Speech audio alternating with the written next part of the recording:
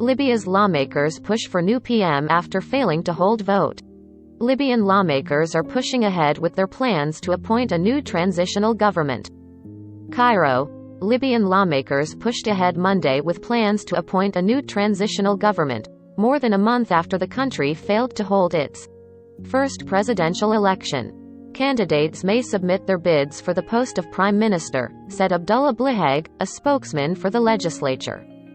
He said Parliament will convene next week for deliberations on the candidates and the appointment of a new prime minister to lead the transitional government. The Parliament's move to replace Prime Minister Abdul Hamid Dbeibeh and his government is likely to fuel tensions between rival factions in the chaos-stricken. The effort to replace Dbeibeh stems from Libya's failure to hold its first presidential election on his watch.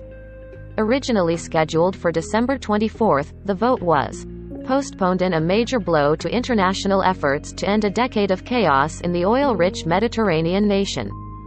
Bliheg spoke following a parliamentary session Monday in the eastern city of Tobruk. He said a new prime minister will be appointed after consultations with the High State Council, an advisory body based in the capital, Tripoli. There was no immediate comment from the current government, but Dbeibeh has repeatedly said he and his government would remain in power until real elections are held. He has also called for the vote to be held based on a newly crafted constitution.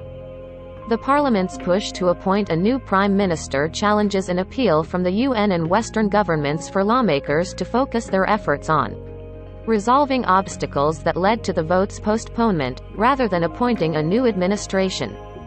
What Libyans have clearly said that they want to go to the ballot box and choose their government, a democratically government representing the entire Libya. Stephanie Williams, the UN advisor on Libya, said earlier this month. Dbeibeh was named prime minister in February last year, and his government's main task was to steer the deeply divided country toward national reconciliation and lead it through elections. The vote has faced many deep-rooted challenges, which remain unsolved, hindering renewed UN-led efforts to reschedule the election for June. Those challenges include controversial candidates and disputed laws governing elections, as well as the deep mistrust between rival factions. Holding the election is still the linchpin of international efforts to bring peace to the oil-rich North African nation. Libya has been wrecked by chaos since a NATO-backed uprising toppled then killed longtime dictator Muammar Gaddafi in 2011.